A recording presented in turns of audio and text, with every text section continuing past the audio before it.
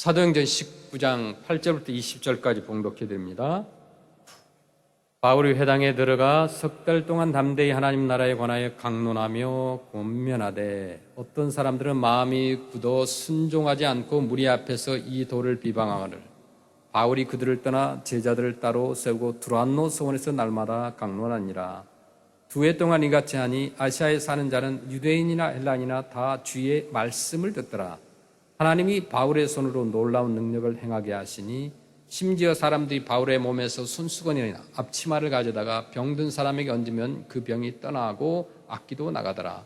이에 돌아다니며 마술하는 어떤 유대인들이 시험삼아 악기 들린 자들에게 주 예수의 이름을 불러 말하되 내가 바울이 전파하는 예수를 의지하여 너희에게 명하노라 하더라.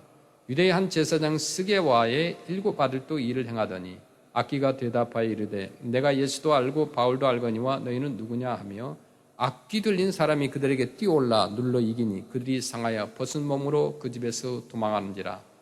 에베소에 사는 유대인과 헬라인들이 다 이 일을 알고 두려워하며 주 예수의 이름을 높이고 믿은 사람들이 많이 와서 자복하여 행한 일을 알리며 또 마술을 행하던 많은 사람이 그 책을 모아가지고 와서 모든 사람 앞에서 불사르니 그 책값을 계산한 즉 은 5만이나 되더라.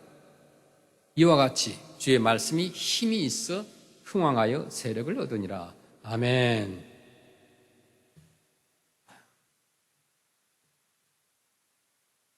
우리 크리스찬들이라고 한다면 성경을 한 번쯤 또 읽어보셨을 것입니다. 우리 크리스찬들에게 있어서 하나님의 말씀이라는 것은 생명보다 소중합니다. 왜냐하면 그 말씀 속에서 우리가 진리를 발견하고 예수 그리스도를 발견하고 또 신앙생활을 영유할 수 있는 능력을 얻기 때문에 그렇습니다. 본 해퍼가 이런 얘기를 했어요. 하나님의 말씀은 아름다운 말이고 하나님의 말씀은 역사를 변화시키고 죽은 자를 살리는 말씀이다. 이런 얘기를 했습니다. 그러니까 하나님의 말씀이 능력이라는 거죠. 어떻게 유대 민족이 세계적인 영향력을 가진 민족이 되었을까요?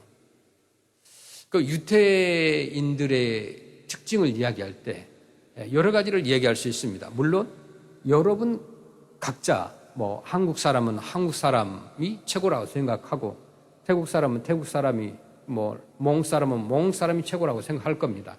그런데 적은 인구지만은 인구 비율에 비해서 유태인만큼 많은 학자나 또 노벨상을 받은 사람이 없습니다. 그 유태 민족이라고 하면 체계 민족이라고 그래요. 교육의 민족이다라고 말합니다. 그런 어려서부터 구약 성경을 묵상하고 암송하면서 그 말씀과 더불어서 어렸을 때부터 성장을 합니다. 그들은 책이 없는 집은 혼이 빠진 몸과 같다. 그렇게 말하면서 집에 책이 쌓여 있고 책을 읽도록 했다는 거예요. 이 책을 읽는 것이 얼마나 중요한지 몰라요. 이처럼 유태인은 하나님의 말씀을 늘 가까이 하며 절대적으로 신뢰함으로 세계에 뛰어난 민족이 된 겁니다. 또 우리도 이렇게 새해에 우리가 하기를 원하는 것들이 있는데 저와 여러분들이 뭐냐면 이제 성경을 우리가 읽고 쓰는 것을 하기를 원하는 거예요. 물론 지금 현재 쓰고 계신 분도 계실 겁니다. 그대로 계속해서 나가실 때 하나님의 은혜가 임하실 거예요.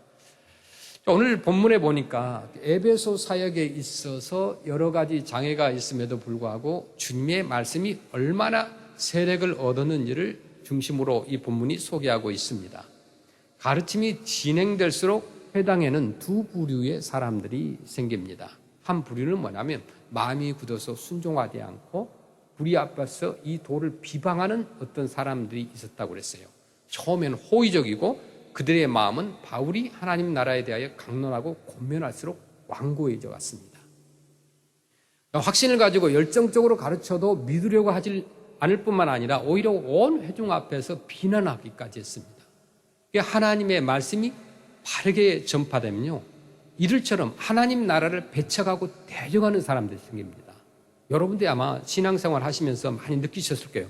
열심히 하려고 하면 가장 크게 여러분들에게 호의적이지 않고 대적으로 나오는 사람들이요, 여러분 가정에 있어요. 가정에 아내는 남편을, 남편은 아내를 이렇게 그런 식으로 갑자기 당신이 믿으면 어떻게 됐냐 그런 식으로 나오기 시작해요. 그 당기는 거죠. 또 자녀들도 있고 자녀를 향해서 부모가 되기도 하고 가장 가까운 사람들이 열정을 다해서 새롭게 마음을 먹고 신앙생활을 시작하려고 할 때 가까운 데서 우리를 대적하는 사람들이 생겨날 수 있다는 거죠. 그 바울은 이제 그들을 떠났다고 그랬어요. 제자들을 따로 세우고 두란노 서원에서 날마다 강론하게 됩니다. 자, 우리의 삶에도 나타납니다. 우리가 늘 교회 안에서 무슨 성경 공부를 하자, 성경을 쓰자고 하면 뭐 그렇게 해야 되는가, 꼭 써야만 되는가, 오늘날 컴퓨터가 있는데 뭐 타이핑하면 되지 않느냐, 그렇게 얘기를 합니다. 그런데요, 그렇게 순종하는 사람도 있는 반면에 불순종하는 사람도 있습니다. 그런데 하나님의 역사는 늘 하나님의 축복은 뭐냐? 하나님 말씀에 순종하며 따라가는 그 사람에게 임하게 돼 있다는 거예요. 순종하는 자가 회사에서도 승진하고 돈도 많이 벌게 되고 결혼도 잘하게 되고 다 그러는 거예요. 공부도 잘하게 돼요. 순종하는 자가. 교석에 되들고 뭐 교수 가르치는 것 마음에 안 든다고 공부 안 하고 그러면 뭐 점수 나오겠어요? 안 나오는 거예요. 항상 종업원들도 마찬가지, 일하는 사람도 마찬가지죠. 버스에게 순종적이고 그 회사에 순종적이고 그렇게 했을 때 항상 또 월급도 다른 사람에 비해서 더 많이 받을 수도 있고 성장하게 되고 프로모션 되는 거예요. 어느 나라든지 어느 곳이든지 어느 사회든 똑같아요. 교회도 마찬가지요. 성경적인 모임은 긍정적으로 자주 갖는 것이 좋습니다. 우리가 잘 가는, 뭐 여러분 잘 가는지 모르겠지만 월마트를 저를 잘 가죠. 월마트. 또 싸고 편안하니까. 또 많이 있으니까. 그 월마트 창립자가 누구죠? 샘 윌튼이라는 사람이죠. 그분이 참 신실한 크리스찬이었습니다. 그가 성경 말씀을 읽다가 경영 철학을 발견했고 그것으로 10가지 경영 원칙을 만들어 가지고 이제 월마트 시작할 때 조그만 할인점을 이제 세웠어요. 그리고 40년 만에 세계 최대의 기업으로 성장시켰지 않습니까? 그러면서 그는 목표를 하나 정했습니다. 사업의 목표는 뭐냐? 돈이 아니라 하나님께 영광을 돌리고 사람들에게 봉사하는 것이다 라고 말했습니다. 우리 한국에도 어떤 기업이 그런 어떤 크리스찬적인 정신을 가지고 기업을 하고 있는가 이렇게 찾아봤더니 100% 그러진 않습니다만은 그 이랜드라는 그런 기업이 있습니다. 그분이 그렇게 큰 그룹이 형성되기 이전에 작은 그 뭐 남대문 동대문 그곳에서 작은 지하에서 시작하면서 하나님께 큰 결심을 했죠. 제가 신학생 때 그분의 어떤 그 간증을 들었던 기억이 있습니다. 근데 그때도 뭐 회사가 별로 크진 않았습니다. 그렇지만은 확실한 목표 또 그 사훈이라고 할까요? 그런 목적이 있고 또 목표가 있었습니다. 그래서 이 기업은 하나님께 영광을 돌리기 위한 목적이다. 그렇게 시작한 거예요. 뭐 어떤 비난도 있고 그러지만 그 기업만큼 정직하게 세금을 내고 또 바르게 사회에 공헌하려고 하는 그런 기업이 한국에 없습니다. 여기 마찬가지죠. 월마트도 마찬가지. 지금은 이제 뭐 그 옛날에 초창기에 1세대가 경했던 그 철학들이 많이 무너지고 있습니다만 그래도 현재 보니까 이 프레스노 지역에도 보니까 우리 금요일 날 이게 푸드를 도네이션 하는 것이 많은 부분이 바로 월마트입니다. 월마트에서 도네이션을. 다른 뭐 많은 그로서리 마켓도 있지만 월마트이 아직도 이 지역의 가난한 사람들을 위해서 자기의 창고를 열고 익스파이 되기 전에 많은 것을 도네이션 해줍니다. 그 정신이 아직도 있다는 거예요. 하나님께 영광을 돌리고 사람들에게 봉사하는 것이다. 이것이 기업의 목적이라는 거예요. 성경 말씀에서 보니까 성공의 비결을 찾게 해주는데 그것은 뭐냐? 성경은 죽은 책이 아닌 살아있는 하나님의 말씀이다. 운동력이 있다. 이것을 믿고 나가고 실천할 때 기가 막힌 사업의 성공이 있다는 것이죠. 하나님의 말씀은요, 과거의 말씀이 아니에요. 뭐 2000여 년 전에 기록된 그런 말씀이지만 그 말씀은 여전히 오늘도 살아있다는 거예요. 그러니까 2000년 전에 지금 우리가 누고 있는 공기가 지금도 똑같아요. 공기가 똑같이 있다는 거예요. 이 지구가 그대로 존재하는 거예요. 하나님의 말씀 마찬가지예요. 그때나 지금이나 똑같이 존재하고 똑같이 능력이 있다는 거예요. 그래서 현재에도 미래에도 하나님의 말씀은 우리에게 능력을 나타내는 말씀이라는 거죠. 우리 크리스찬들에게 있어서 굉장히 중요한 겁니다. 인류 역사를 통해서 과거나 현재나 미래를 통틀어서 가장 큰 영향력을 미치고 있는 것은 뭐냐? 하나님의 말씀이에요. 성경이라는 거예요. 어떤 불경이 아니에요. 여러분, 공자 뭐 어떤 그런 것 책이 아니에요. 하나님의 말씀이라는 거죠. 운동력이 있다는 거예요. 하나님 말씀으로 하늘과 땅이 창조된 것처럼 하나님의 말씀은 불가능이 없는 능력을 나타내고 있다. 이것을 우리 크리스찬들이 경험을 해야 돼요. 어쩔 때 이게 하나님의 말씀이 있다 보면 막 말씀이 꿈틀거리면서 나에게 다가오는 것처럼 느껴집니다. 감동이 옵니다. 이것이다. 그러면서 책상을 치기도 하는 거예요. 그 말씀이라는 거예요. 이제 책을 쭉 어느 목사님이 이제 한 2박스를 책을 도네이션 해주셨어요.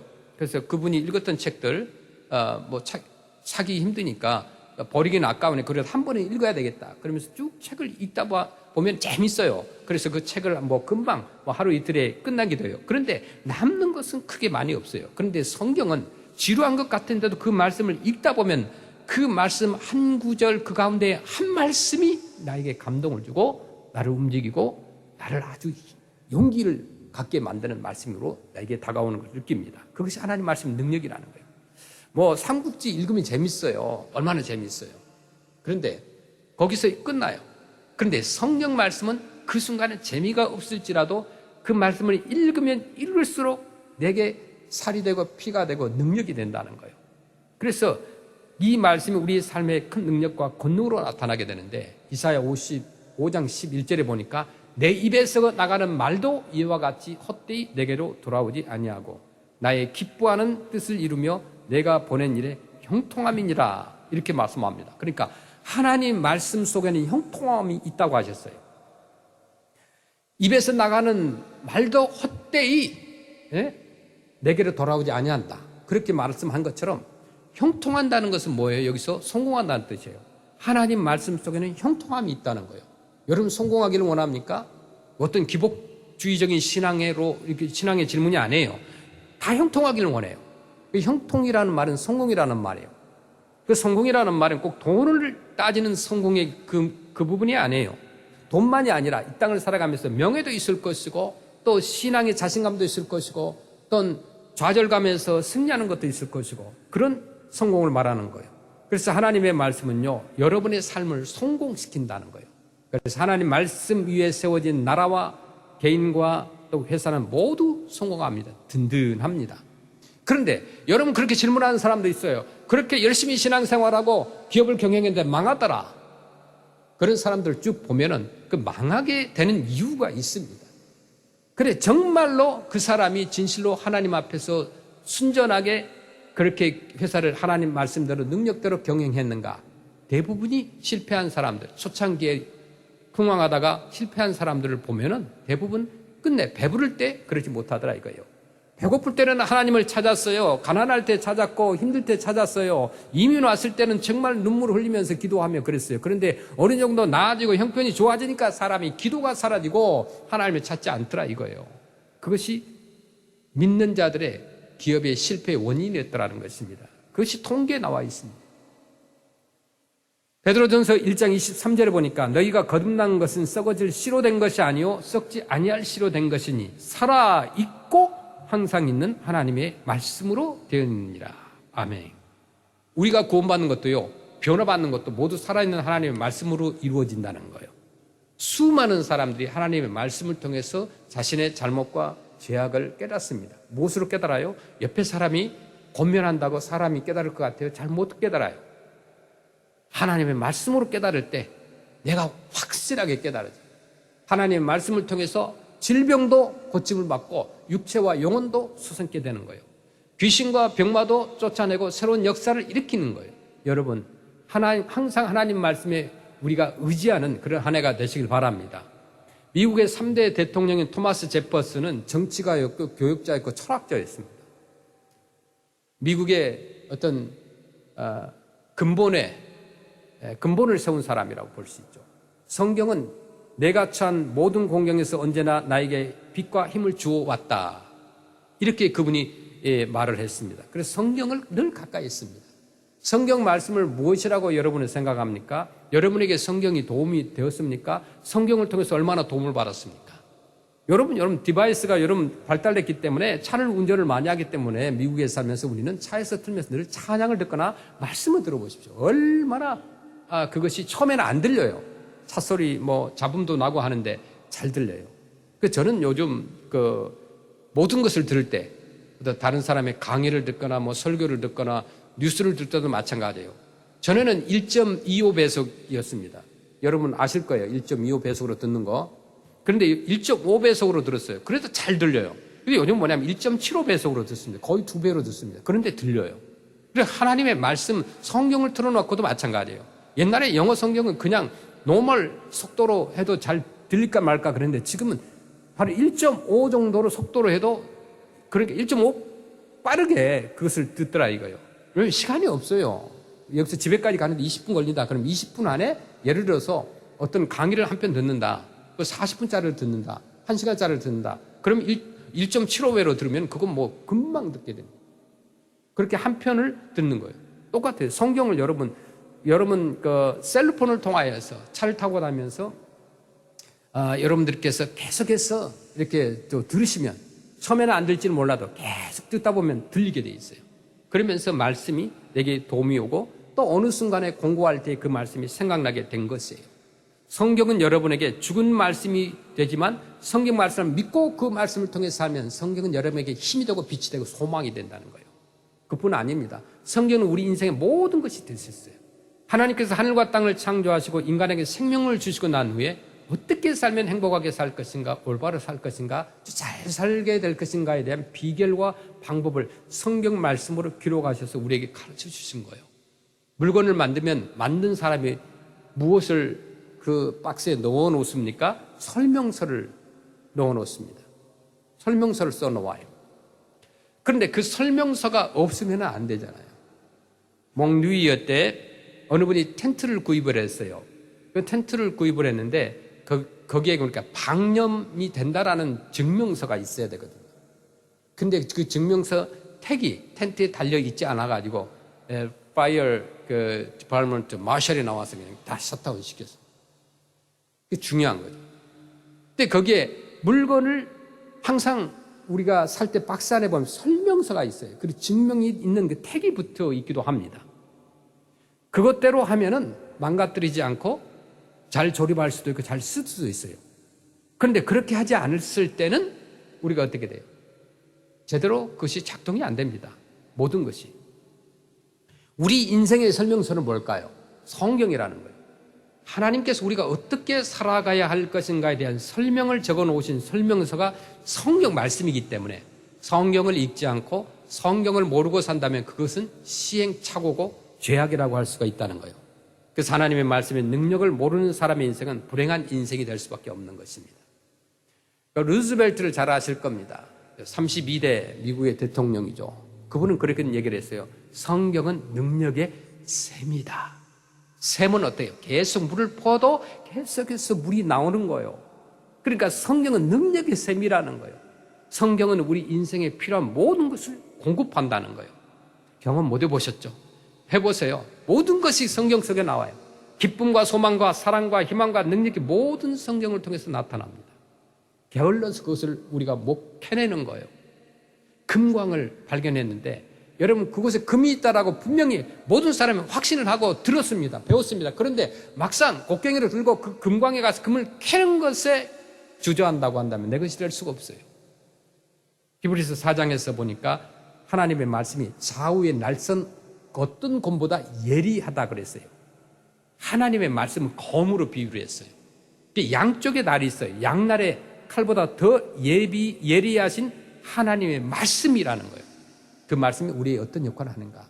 하나님의 말씀은 마치요 의사가 수술을 할 때 그 쓰는 칼이 환자 몸에 어떤 썩은 부위나 골문 부위를 다 오려내잖아요.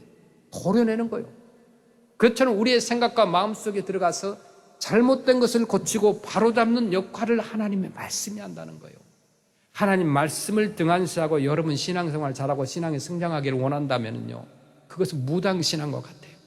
하나님의 말씀의 검으로 죄악을 다 물리치고 바르게 되었을 때 비로소 선하고 의로운 삶을 살게 됩니다. 하나님의 말씀으로 사는 사람은 어둠에서 빛으로 변화된 삶을 살게 되는 거예요. 하나님의 말씀은요 또한 악한 마귀 사탄과 싸워서 이기게 만드는 거예요. 우리는 마귀와 싸울 때 무엇으로 싸워야 됩니까? 하나님 말씀으로 싸워야 돼요. 그 말씀으로 싸워야만 악한 마귀, 가난과 모든 질병과 저주가 물러나게 되는 거예요. 에베소 6장 13절을 볼까요? 그러니까 우리가 어디에 근거를 두냐? 성경 말씀에 근거가 있다는 거예요. 그러므로 하나님의 전신갑주를 취하라. 이는 악한 날에 너희가 능히 대적하고 모든 일을 행한 후에 서기 위함이라. 에베소서 6장 17절에 구원의 투구와 성령의 검, 곧 하나님의 말씀을 가지라. 이렇게 말씀합니다. 성령의 검, 그러니까 성령의 능력은 바로 뭐냐? 하나님의 말씀이라는 거예요. 왜 그렇게 많은 사람들이 설교를 듣고 회개하고 또 충성하고 봉사하고 변화될까요? 하나님의 말씀은 능력이기 때문에 그래요. 제가 아무리 여러분들에게 외쳐도 제가 그냥 말하는 말은 여러분 귀로 흘려듣고 또 그 말에 능력이 없을 거예요. 그런데 하나님의 말씀을 전하기 때문에 여러분이 그 말씀을 듣고 또 그것을 아멘으로 받아들이고 내게 살이 되고 피가 되고 생명이 되는 거예요. 하나님의 말씀을 앞세우면요, 악과 싸워서 이길 수가 있어요. 우리가 하나님의 말씀을 오래 많이 묵상하시길 바랍니다. 하나님의 말씀을 입으로 또 시인하시길 바랍니다. 그 하나님의 말씀을 통해서 여러분이 승리하는 삶을 살 수가 있어요. 세계에서 가장 신사적인 나라, 물론 여러분이 태어나고 여러분이 자란 나라가 가장 신사인 나라가 되겠지만은, 제가 어렸을 때 보면은 신사의 나라 하면 어디를 했느냐, 어느 나라를 얘기했느냐, 미국도 아니고 영국이라고 그랬어요. 영국 신사 그랬어요. 지금은 영국도 신사가 아니지만, 엉망이지만, 그래도 그 수백 년 동안 그 나라가 신사적인 나라가 될 수 있었던 그 이유가 있었는데, 그게 뭐냐면, 그 영국은 원래 태생 조상 자체들이 그 앵글로 섹슨족이었죠. 해적들 도둑이었어, 도둑. 그 도둑 해가지고 해적해가지고 상선을 침략해서 보물을 뺏고 식량을 뺏고 그랬던 사람들이었는데 얼마나 신사였겠습니까? 해적들이 아니죠. 그런데 그렇게 신사의 나라로, 조직과 질서의 나라로 바뀌었던 그 힘이 어디에서 나왔는가? 그것은, 그 변화의 시작은 바로 영국이 성경을 읽기 시작하고 성경을 선포하기 시작하고 모든 백성들이 하나님의 말씀을 듣기 시작할 때부터 변화가 되었던 것이에요. 영국의 여왕을 비롯하여 모든 국민들이 성경을 읽어서 변화가 되고 나라가 달라져서 세계에서 제일 가는 신사가 된 그런 나라가 되었던 거예요. 칼을 들고 산 도둑질하던 육지의 해적이라고 하면, 육지의 도적은 어떤 나라였느냐? 그러니까 해상의 도적은 영국이었다면 과거에, 또 육지에서 산 도둑질했던 아주 나쁜 민족은 게르만 민족이었는데 그 나라가 어디예요? 현재 독일이요. 칼 들고 산 도둑질했던 민족이었어요. 얼마나 악한 사람들이었어요. 그런데 그 나라가 유럽에서도 정말 부유한 나라가 되고 정직한 나라가 되었어요. 왜 그랬을까요? 성경을 통해서입니다. 경제적으로 정직한, 그리고 그런 나라, 대학을 가도 등록금을 내지 않는 유일한 나라예요. 지금도 마찬가지예요. 물론 한때 히틀러가 나와서 그 나라를 망쳤지만 본래는 그 히틀러 이전에 그 나라가 얼마나 풍성하게 정직했는지 몰라요. 지금도 마찬가지죠. 여러분, 미국 독립이 언제였습니까? 1776년이었죠. 그러니까 지금 이렇게 계산해보면 약 248년 정도가 지났습니다. 그러니까 우리 대한민국의 5천년 역사라고 그래요. 역사를 따지면 5천년, 반만년 역사라고 그러잖아요. 그런데 미국은 역사가 248년밖에 되지 않았습니다. 그리고 모든 세계 민족이 섞여 사는 민족 국가입니다. 그런데 어떻게 미국 최강의 국가가 될 수 있었는가? 그 이유는 성경입니다. 미국의 대통령이 취임할 때 성경책에 손을 얹고 선서를 합니다. 정말 노인부터 어린아이까지 기도하고 말씀을 듣고 예배드리는 것이 삶이었어요. 미국에 와서 우리가 배워야 될 것이 뭐냐? 최상위 그룹들은요, 지금도 주일날 되면은 정말 예쁘게 옷을 차려입고 성경을 들고 자녀들과 함께 온 가족이 교회에 나가는 것이, 예배를 드리는 것이 미국 최상류층들이 하는 행동입니다. 그런 습관이고 전통입니다. 우리가 못된 것만 봐서 그러죠. 잘못된 사람들 봐서 그러죠. 그렇지 않아요. 지금도 아직도 이 미국이 버틸 수 있는 힘이 뭐냐면 하나님의 말씀이라는 거예요. 우리가 살고 있는 이 북미, 또 중미, 남미, 쭉 보면은요, 아프리카 보면 미국보다 더 큰 땅덩어리를 가진 나라들이 얼마나 많아요. 인구가 더 많은 나라도 있습니다. 그럼에도 불구하고 세계 최강 국가가 되지 못해요. 왜요? 성경을 읽고 성경 말씀대로 서지 않기 때문에, 살지 않기 때문에 그런 나라가 다 망하고 무너진 것이에요. 우리의 소망이 어디에 있다고요? 하나님 말씀에 있어요. 지도자들이 성경을 읽고, 비즈니스 하는 사람들이 성경을 읽고, 온 백성들이 성경을 읽고 그 안에서 성령의 고민, 하나님의 말씀을 깨달을 때에 모든 부정부패와 죄악에서 떠나게 되고 하나님의 축복을 받아 잘 사는 국가가 되는 거예요. 여러분, 가짜 정치인들, 성도라고 하고 뭐 대통령이라고 장로라고 하는 사람 믿지 마세요. 그 사람들이 가짜예요, 가짜. 표를 얻기 위해서 교회를 나가는 사람들이 수두룩합니다. 진짜는 안 그래요. 히브리서 4장 12절 볼까요? 하나님 말씀은 살아있고 활력이 있어 좌우의 날선 어떤 것보다도 예리하여 혼과 영과 및 관절과 골수를 찔러 쪼개기까지 하며 또 마음의 생각과 뜻을 판단하나니. 하나님 말씀이 인간 육체의 모든 구석구석까지 다 뚫고 들어가서 놀라운 역사를 나타내신다는 거예요. 머리서부터 발끝까지 하나님의 말씀이 들어가면 그 사람에게 하나님의 치료와 능력이 나타나게 돼요. 의심하지 말고 두려워하지 말고 불순종하지 말고 하나님의 말씀으로 올 한 해 승리하시길 바랍니다. 마태복음 8장 16절에 보면 저물매 사람들이 귀신 들린 자를 많이 데리고 예수께 오거늘 예수께서 말씀으로 귀신들을 쫓아내시고 병든 자들을 다 고치시니.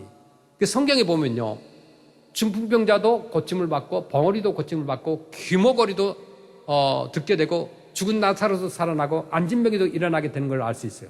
하나님께서는요, 성경에 기록된 그분의 말씀을 통해서 역사하신다는 거예요. 그래서 그 말씀을 읽고 의심하는 자가 되지 말고 믿고 승리하는 그런 우리 성도들 되시길 바랍니다. 빌리그레암 목사님은 그런 얘기를 했어요. 인간 범민의 99%는 성경을 읽지 않는 데 있다. 그렇게 있어요. 의심 많고 고민하고 잠을 못 자고 그런 분들 있잖아요. 성경을 안 읽는 사람들이라는 거예요. 성경을 읽다 보면 그곳에서 지혜를 얻게 되는 거예요. 또 진리를 발견하게 되고 또 이론을 알게 되고 지혜를 얻게 된다는 거예요. 주일날 설교 한번 들어서 우리의 영혼을 만족시킬 수가 없습니다. 그렇기 때문에 하나님의 말씀이 항상 나에게 생명이 되고 호흡이 되고 피가 되고 능력이 돼야 되는데, 많은 사람들은 어떤 인터넷이나 다른 것에 많은 관심을 갖고 있지 성경을 읽지 않습니다. 세상의 모든 일들은 다 할 수 있을지라도 하나님의 말씀이 없으면 번민과 두려움과 공포로 살게 된다는 거예요. 그럼 결론적으로 하나님의 말씀 뭘까요? 회개하는 능력이 있다. 모든 사람은 죄인이라고 선언해요. 사법적인 죄인이 아니라 하나님 앞에서 죄인을 의미합니다. 그러므로 하나님의 말씀이 찔러 쪼개는 1차적 대상은 죄인의 심령이라는 거예요. 하나님의 말씀이 우리 심령을 찔러서 쪼개면 속에 숨겨두었던 죄악의 보따리가 터뜨려져서 모든 것이 드러나게 되고 생명의 빛, 즉 하나님 앞에 드러나게 됩니다. 히브리서 4장 13절에 지으신 것이 하나도 그 앞에 나타나지 않음이 없고 우리의 결산을 받으실 이의 눈앞에 만물이 벌거벗은 것 같이 드러나느니라. 그러니까 하나님의 말씀은 불 같아서 완악한 심령을 녹여버려요. 하나님의 말씀은 방망이 같아서 굳은 심령을 파괴합니다. 바로 그때 회개의 역사가 일어납니다. 그래서 하나님의 말씀은 두 번째로 뭐냐? 구원의 능력이다. 로마서 10장 17절에 그러므로 믿음은 들음에서 나며 들음은 그리스도의 말씀으로 말미암느니라. 로마서 10장 10절에 사람이 마음으로 믿어 의에 이르고 입으로 신하여 구원에 이르느니라. 그 하나님의 말씀은 정말로 위대해요. 이 세상에 무엇이 심히 강파가 된 한 인간을 스스로 죄인됨을 인정하게 한단 말인가? 이 세상에 무엇이 회개하게 하고 구원으로 이끌 수 있단 말인가? 하나님 말씀 외에 이 세상에 어떤 것도 교만한 사람의 무릎을 꿇리고 구원의 길에 이르게 하는 것은 없다는 거예요. 로마서 1장 16절에 복음에는 하나님의 의가 나타나서 믿음으로 믿음에 이르게 하나니 기록된 바 오직 의인은 믿음으로 말미암아 살리라 함과 같으니라. 아멘. 예수님이 십자가에 달려 돌아가실 때 그 한편 강도가 있었죠. 그에게 말씀이 들려졌고 성령께서 역사하자 그는 회개하고 믿음으로 구원을 받게 됩니다. 예수님께서 내가 오늘 나와 함께 낙원에 있으리라고 말씀하시면서 그의 구원을 인정해 주셨어요. 이처럼 하나님의 말씀은요, 한 영혼을 사망에서 생명으로, 지옥에서 천국으로 옮겨놓는 능력이 있습니다. 세 번째 하나님 말씀은 생명의 능력이 있다고 그랬어요. 그 마가복음 5장에 보면 회당장 야이로가 등장하죠. 당시 회당장은 그 회당을 관리하는 실질적인 지역사회 대표자입니다. 그러니까 존경받는 유지였고 사람들의 주목을 받던 사람들이었습니다. 그런데도 딸이 아파 죽게 되자 체면불구하고 예수님 발 앞에 엎드린 거예요. 예수님이 이런 간절한 소원을 듣고 어린 딸을 살려주십니다. 그런데 그 순간을 우리가 한번 살펴보십시오. 그 아이의 손을 잡고 이렇게 말했죠. 달리다 굼. 그러니까 번역하면 뭐냐면 내가 내게 말하노니 소녀야 일어나라. 그렇게 함으로 소녀가 일어나 걸었다고 그랬습니다. 그런데 어린 소녀가 어느 순간에 일어났다고 그랬어요? 타이밍이 언제입니까? 달리다 굼 하시니 그렇게 말씀합니다. 그러니까 말씀하실 때요. 예수님께서 말씀하셨을 때 생명의 역사가 일어나요. 이처럼 말씀 선포 자체로 권능이 나타납니다. 우리 한국의 기독교 역사 가운데 정말 그 놀라운 일들이 많이 있었습니다. 그 선교사님들이 많이 오셔서 피를 흘렸습니다. 1866년 그때는 우리 한국이 얼마나 못 살았습니다. 정말 소나무나 풀이나 이런 뿌리를 가지고 연명하는 그런 시대 아니겠습니까? 그때에 평양의 한 포구에 제너럴 셔먼호가 개항을 요구하면서 들어오게 됩니다. 이제 개방을 하라는 거죠. 서로 무역하자는 거예요. 그런데 거기에 모래톱에 배가 자초되었습니다. 물때를 잘 몰라가지고. 근데 그 배에 타고 있었던 사람 선교사님이 한 분이 있었는데 누구냐면 토마스 선교사입니다. 영국에서 파송돼서 토마스 선교사인데 그때 27살이었어요. 그 27살 나이로 우리나라에 첫 발을 내딛었다가 거기서 이제 성경을 전해주고 순교로 합니다. 그가 이제 육지로 끌려 나왔어요. 그리고 지금으로 말하면 이제 경찰, 포졸한테 잡혀가지고 사형 선고를 받고 그 자리에서 처형을 당하죠. 그때 이제 죽기 전에 그 토마스 선교사가 누구에게 성경을 줬느냐면요. 박충곤이라는 그 포졸에게 성경을 줬어요. 그 받은 성경을 또 누구에게 전달했냐? 이런 것, 그때는 이제 성경을 가지고 있으면 서양 귀신이다 그래가지고 우리에게 뭐 해가 온다 막 그런 식으로 해가지고 성경을 아주 그 던져버리지도 않고 버리지도 않고 무섭게 여겼던 그때였습니다. 뭐 알긴 알았어요. 그래서 박충건이 이제 박영신에게 전해줍니다. 그런데 그는 이제 박영신은 그 성경을 받아서 이제 뭐 좀 담대했나 봐요. 야, 뭐 좋다 이 성경. 그때는 우리 종이가 없었잖아요. 한국에 종이 뭐 얼마 쓸만한 게 있었겠습니까? 그래서 이제 성경을 받은 박영신이가 자기 이제 집에 흙으로 이렇게 벽을 발라놓은 집에다가 도배지가 없으니까 성경을 한 장 한 장 찢어서 벽에다 도배를 했습니다. 그리고 성경으로 도배를 한 그 집을 최치량이 구입해서 이제 나중에 여관으로 사용을 합니다. 그런데 여관으로 사용하니까 어때요? 나그네들이 들락날락 하잖아요. 많은 사람들이 그 방에서 잠을 잘 때 벽에 갈라진 말씀을 읽기 시작하는 거예요. 그 요한복음 3장 16절이 있으면 누워서 딱 천장을 봐도 막 있을 것이고 뭐 요한복음 1장 12절도 있을 것이고 로마서 1장 11절도 있을 것이고 뭐 사도행전 1장 8절도 있을 것이고 다 그 말씀이 벽에 발라져 있으니까 겨자씨만한 금이지만은 믿음의 역사가 일어나기 시작한 거예요.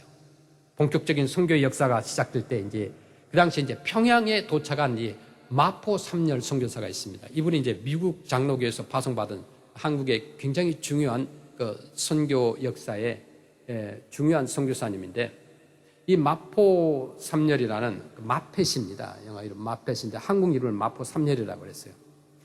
그때 이제 평양에 도착해가지고 선교를 시작하는데 마포 삼열 선교사가 토마스 선교사가 전해준 성경으로 도배된 그 여관에서 잠을 자게 되는 거예요.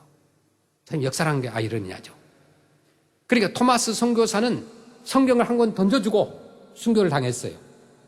그리고 성경책을 받은 사람들이 계속해서 두 사람으로 연계되고 성경을 찢어서 벽에 발랐는데 그 벽에 발린 그 여관에 이제 그 다음에 마포 삼열 선교사가 와서 그 방에서 잠을 잡니다.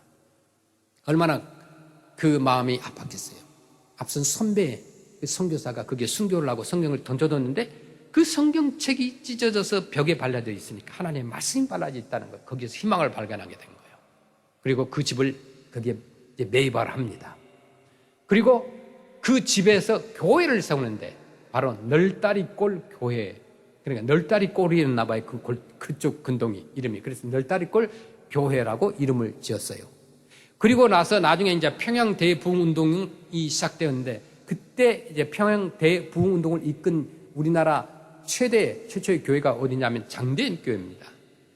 그때 토마스 선교사를 죽인 박충권과 그리고 여관집 주인인 최치량은 뭐냐면 나중에 이 사람들이 회개하고 장대인 교회 장로가 되는 거예요. 선교사를 죽였던 사람이 장로가 됩니다. 이것이 바로 말씀의 능력이라는 거예요. 여러분, 영혼을 하나님의 말씀으로 살려내는 거예요. 하나님의 말씀이 아니면 어떻게 그 사람이, 선교사를 죽였던 사람이 회개하고 교회 장로가 될 수 있겠느냐 말이에요. 말씀은 회개하는 능력, 구원하는 능력, 죽은 자를 살려내는 생명 능력이 있습니다. 하나님 말씀으로 여러분 앞에 있는 모든 두려움을 우리가 올해 새해 이겨내시길 바랍니다. 올해 말씀을 우선순위에 두시고 성경을 정말 일독한다 생각하시고 하루에 5장 정도 읽으시면 돼요. 은퇴하시거나 또 시간이 많으신 분들 읽고 또 성경을 한 권을 써보세요. 그래서 올해는 이제 적게 써가 나갈 거예요. 그 성경 노트를 주문했는데 아직 오질 않아서 나눠주지를 못하는데, 성경을 써보시고 정말 보배처럼 그 성경을 손으로 쓴 성경책을 자녀들에게 남겨주자 이거예요. 여러분, 교회 가져오시면 교회 그것을 계속해서 되도록 물려서 우리 교회에다가 좀 유리 어떤 디스플레이를 만들어가지고 그곳에다가 저 들어올 때 사진 있는 것처럼 성경 66권을 쓴 사람 다 그 성경책을 손으로 쓴 것을, 필사한 것을 거기다 좀 보관해서 대대 후손들이 좀 본을 받도록 그렇게 하고 있습니다. 성경 66권을 1년에 쓴다는 것은 어려운 일이에요. 그러나 성경 한 권 한 권을 쓰다 보면 66권이 써진다는 거예요. 그러면 쓰다 보면 그 말씀 속에서 힘을 얻고 능력을 얻게 되는 거예요. 참 놀라워요. 그냥 베끼는 게 아니에요. 절대로 컴퓨터로 타이핑하지 마세요. 컴퓨터로 치면 별로 이렇게 능력이 없어요. 내 손으로 이렇게 쓰는 거예요. 못 쓴 글씨로도 써보세요. 쓰다 보면은 그 말씀에 능력이 생기고 힘이 나고 그 가운데서 하나님의 역사가 일어난다니까요. 이렇게 하나님의 말씀이 말씀하는데도 불구하고 여러분 그 말씀을 듣지 않고 순종하지 않는다고 한다면 어떻게 우리가 신앙생활을 더 깊이 있게 더 힘차게 할 수 있겠느냐 말입니까? 성경 말씀대로 순종하고 행하는 삶, 깊은 은혜와 삶을 누리는 그런 한 해가 되시길 축원합니다. 한국 사람은 한국어로, 영어권은 영어로, 몽족은 몽언어로, 캄보디아는 캄보디안 언어로, 우리 성경책이 다 있어요. 라오스 성경까지 있어요. 제가 그것을 드리겠어요. 그래서 일일이 우리가 필사를 해보자는 거예요. 그리고 읽고 쓰다 보면 그것 속에서 진실로 하나님께서 내게 원하시는 메시지가 있게 되는 것이고, 그 메시지를 통하여 올 한 해 뿐만 아니라 여러분 삶이 바뀌는 놀라운 역사가 올 한 해 일어날 줄로 믿습니다. 아멘.